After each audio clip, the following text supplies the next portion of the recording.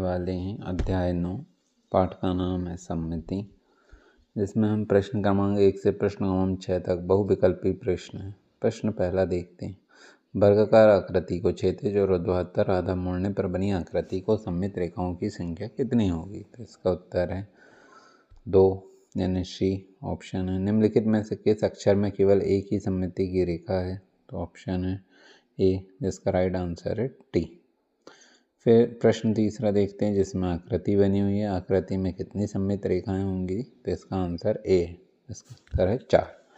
Math शब्द में कौन से अक्षर समूह में गुण सममिति है? तो इसका उत्तर है वी, जिसका आंसर है एच और एस। समबाहु त्रिभुज में सममित रेखाओं की संख्या होती है? तो आंसर है सी 3। दी गई आकृति में ऐसी आकृति जिनमें एक भी सममित रेखा नहीं है, तो ये एक समलंब चतुर्भुज है, सी। अब हम देखते हैं नेक्स्ट प्रश्न क्रमांक 7 से प्रश्न क्रमांक 12 तक रिक्त स्थान है, जिनको हम देखने वाले हैं। रिक्त स्थान की पूर्ति कीजिए। प्रश्न 7वां है, किसी भी आकृति को खालिस्तान कोण पर घुमाने से वह बने अपनी प्रारंभिक स्थिति पर वापस आ जाता है 360 डिग्री। इसका उत्तर है। प्रश्न 8वां है, पतंग की आकृति में सममित रेखाओं की संख्या कितनी होती है? तो 1 है। सममित कोणों की समिति का न्यूनतम कोण खालिस्तान के होते हैं, तो गुणज होगा इसका।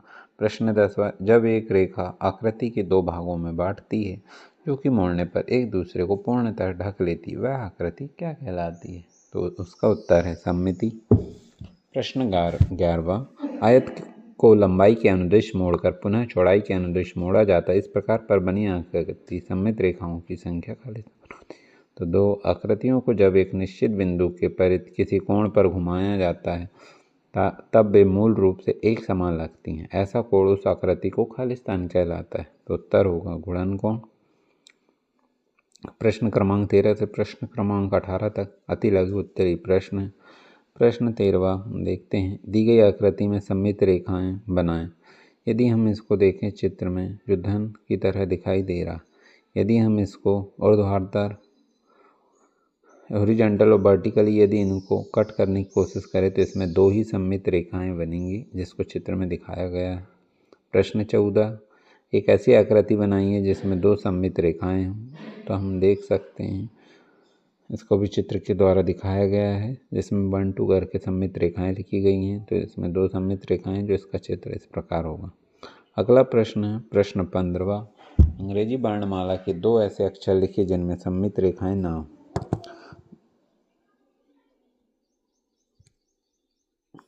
प्रश्न 15वां, अंग्रेजी वर्णमाला के 2 ऐसे अक्षर लिखिए जिसमें सममित रेखाएं ना हो। तो उत्तर है एफ एवं जी। प्रश्न 16वां, सेंट्रल शब्द में से कितने अक्षर हैं जिनमें केवल एक सममित की रेखा है? सेंट्रल शब्द में यदि हम देखें तो अक्षर सी, ई, टी और ए, यदि हम इनको काटने की कोशिश करें, तो सी को, ई और टी और ए को, तो इसमें एक ही सममित रेखाएं बनेंगी। प्रश्न 17वां, एक आकृति में सममिति का न्यूनतम कोण 30 डिग्री है, इस आकृति के असममित कोण क्या होंगे? तो क्रमशः हम 30 के गुणज पढ़ लेंगे। 30, 60, 90, 120, 50, 180, 240, 270, 300, 330, 300। प्रश्न क्रमांक 18 से अब हम पुनः देखते हैं। दिए गए अधूरे चित्र को इस प्रकार पूरा करें कि रेखा ए बी सममित की रेखा हो। तो हमने इसको चित्रों के द्वारा बताया गया है, आप इसको वहाँ से नोट कर सकते हैं। प्रश्न क्रमांक 19 से प्रश्न क्रमांक 24 अति लघु उत्तरीय प्रश्न है। प्रश्न क्रमांक 19 प्रश्न है इस प्रकार, एक समान भुजाओं एवं समान कोण वाले षड्भुज की आकृति बनाकर उसमें सममित रेखा बनाएंगे। षड्भुज बोले तो जिसमें सभी भुजाएं बराबर होना चाहिए। तो यह 6 भुजा वाला एक समषष्टभुज, जितनी भुजाएं हैं उसमें उतनी ही सममित रेखाएं भी बनेंगी। इसको हमने चित्र के द्वारा दर्शाया गया है। अब हम देखते हैं प्रश्न क्रमांक 20, एक ऐसी आकृति बनाइए जिसमें परावर्ती सममिति और गुणन सममिति दोनों।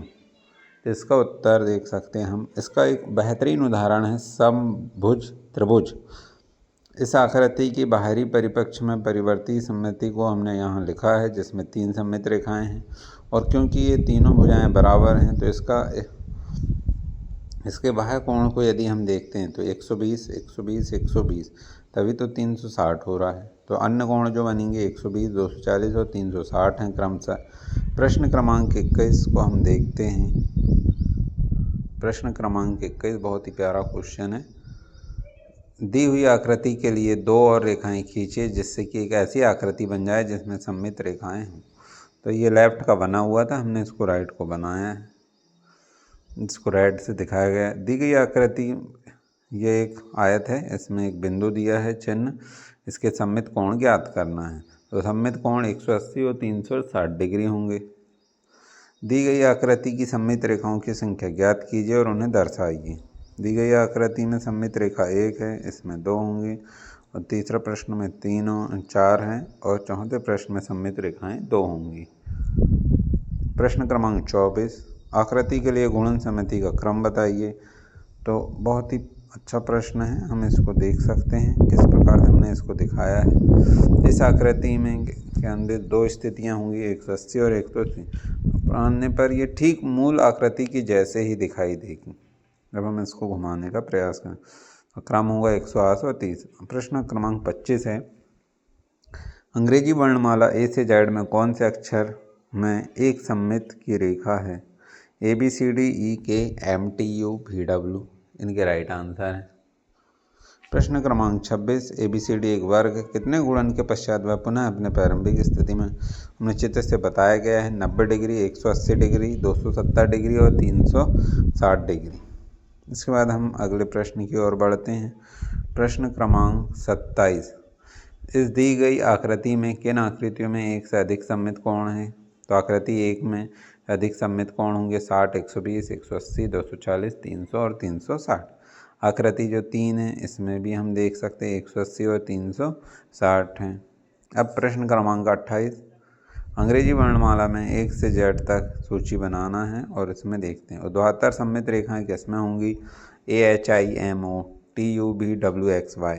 क्षैतिज सममित रेखाएं किसमें होंगी? BCDEHIKOX। फिर सममित रेखाएं ना हों तो FGJLPQRSZ होंगे। प्रश्न क्रमांक 29, दिए गई आकृतियों हैं उनकी सममित रेखाएं बनाई हैं। तो एक चतुर्भुज जिसमें क्षैतिज सममित रेखा हो मगर ऊर्ध्वाधर ना हो, तो इसका उदाहरण हम पतंग को समझ सकते हैं जिसमें क्षैतिज होगी। एक पंचभुज जिसमें 5 है, ABCD हमने एक पंचभुज बनाया है जिसमें 5 सममित रेखाएं दिखाए भी गए हैं चित्र से। अगले प्रश्न की ओर बढ़ते हैं अपन। प्रश्न क्रमांक 3 जो कि अंतिम प्रश्न है इसका। तो हमें आकृति बनाना था और उसकी फिर सममित रेखाएं भी दिखाना था, तो हमने इसको यहाँ बताया गया है, आप देख सकते हैं। थैंक यू बच्चों।